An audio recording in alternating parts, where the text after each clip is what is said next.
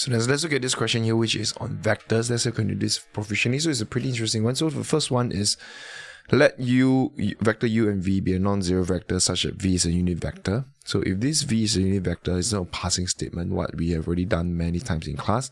So know that this is mod v is actually equals to 1. Okay. Show that modulus of u dot v is less than modulus of u. And when does the equality meaning the equal sign here occurs? But we're going to show first.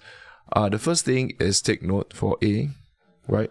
We have mod u, we have u and v. So u dot v is actually equals to mod u mod v cosine theta. Now, why do I use dot product? Because this is in dot product. So I'm just going to use dot product there. And I know that mod v is actually equals to 1. Right, so u dot v is actually equals to mod u 1 cosine theta. That is pretty okay. And we get this value here, cosine theta. Now, then how do I actually find out the inequality, the inequality sign? So what we could do is also, we just mod both sides. Actually, cosine theta, if theta is, we can mod both sides now. So I'm just going to mod both sides. Right, so this is mod this side, and I'm gonna make sure that theta is actually acute angle, acute, not an obtuse angle. Alright, so mod this side as well. Now what we can do is actually we know that this will just be u dot v is mod u modulus cosine theta. Okay, we also know a very interesting fact about cosine theta. So cosine theta is actually between 1 and -1, right? Because we need an inequality sign. So this is where we need this part here. And essentially, once cosine theta, when you mod throughout, just take note, modulus of cosine theta is actually, this is cosine theta. Cosine theta is like that. Okay, if we have y equals to modulus cosine theta, our graph will look like that. Okay, so it's what I'm saying is cosine theta modulus will be between 1 and 0. Okay, between 1 and 0. So there you go. We get the modulus sign there. So because we know that from here, mod cosine theta is equals to u dot v over mod u, because mod v is 0. So what we can do is actually just replace 1 into 2. Okay, we know that this is what we learned. We know.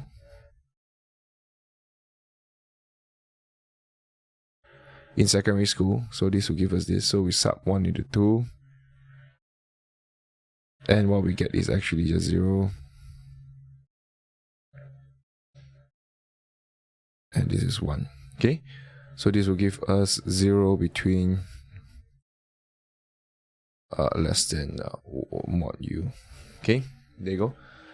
What we get is this will just happens to be u dot v. Great. Okay, so shown the inequality. So when does the equality happen? So meaning when does mod u dot v equals to mod u happens? Okay, so when does it happen? So we're just gonna look at the formula there. So when mod u dot v equals to mod u, what actually happens is this is mod u, this is dot product, so this is mod v cosine theta equals to mod u. Okay, then you cancel away. Mod v is 1, so this is 1, so cancel away. This is cosine theta equals to 1. When does it happen? So cosine is 1 when this is actually 0 degrees, right? So hence, when angle between u and v, when angle between u and v is 0 degrees, so meaning to say it happens when equality happens when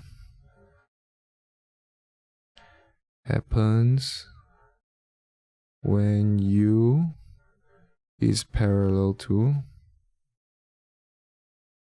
V. Okay, so that's how you do the first part, which is pretty interesting. I think it's a very good question there to test your ability to manipulate using dot product. So let's look at part 2. Show that if x and y are non-zero parallel vectors, then x and y is equal to 0 degrees. Okay, great. I think this is pretty okay. There are a few ways of showing this. I don't know to what extent they want you to show it, because it can be more difficult than it seems. So I'm going to just try and do this properly. I think I'll just do the basic part. So let's let x equals to a, b, and c. So since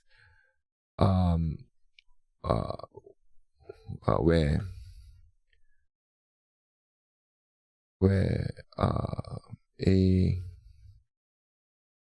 it cannot be ABC cannot be equals where it's non-zero, so meaning ABC can all at once become equals to 0. So we could actually write this down since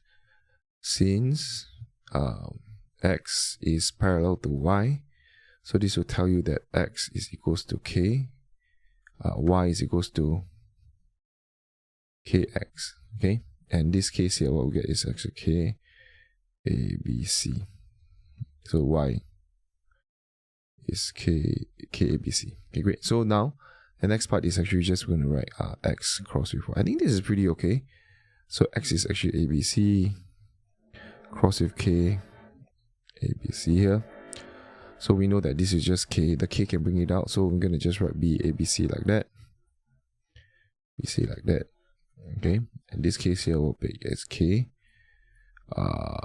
BC minus BC minus AC minus AC minus then we get AB minus AB. Then we k 0 0 0, and this will just be 0 0 0. Okay, so this is just a 0 vector shown. Okay, so there you go. I think that's pretty okay. So let's look at the last part. So let's look at refer to the origin O. Point A and B have this position vector A and B respectively. Let C be a variable point vector of A minus B. Show that the area of ABC is independent of lambda. Okay, great. I think we're gonna write a few things there. C, we are given that C a variable point, so C, I'll write this down. C is equals to lambda A minus B. Okay, in other words, OC is just this. Alright. Show that the triangle ABC. So I'm going to draw a triangle ABC here and try and understand what's going on here. This is A and this is B. And this is C. We know that the normal convention is being used, so OA is A. OB is also B, right?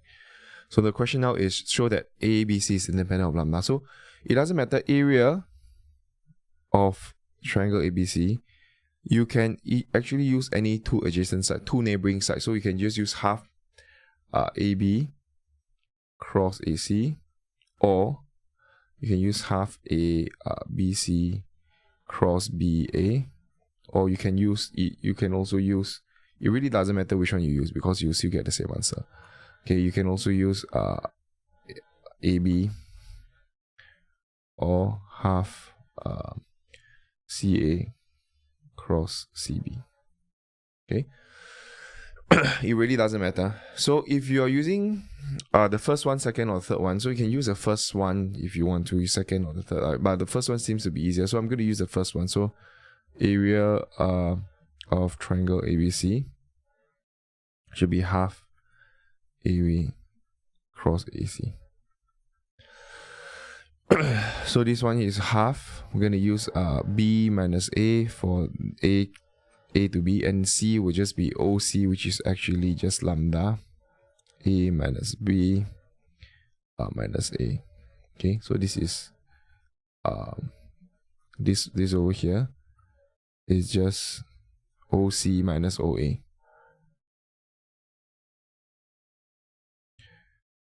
Minus OA. Okay, that's a C minus. So the next thing is actually we just gonna slowly expand this out. So half cross this is over here. It looks difficult, right? So I could just maybe I could just distribute this in. Okay, so I slowly do this. Lambda b minus a. Okay, maybe I just do this b minus a cross with lambda a minus b minus b minus a cross with a. Okay, this is pretty okay. Once done. Now once this is done, just take note, this is a minus, this is b minus a. You can actually just factorize the negative out. So I'm going to factorize the negative out.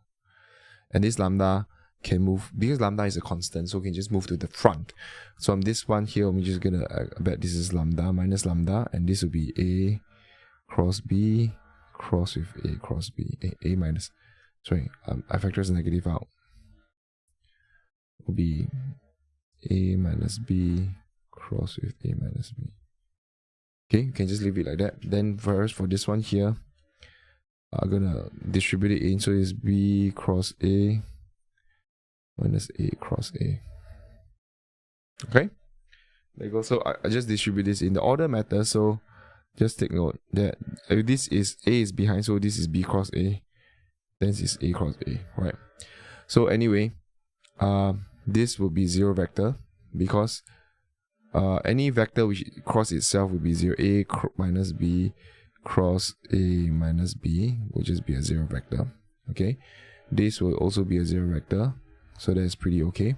I write this down. This will just be half minus lambda zero vector minus b cross a zero vector, and that will be half. Okay, and this b cross a modulus will be, you can just flip the sign and be a cross b as such.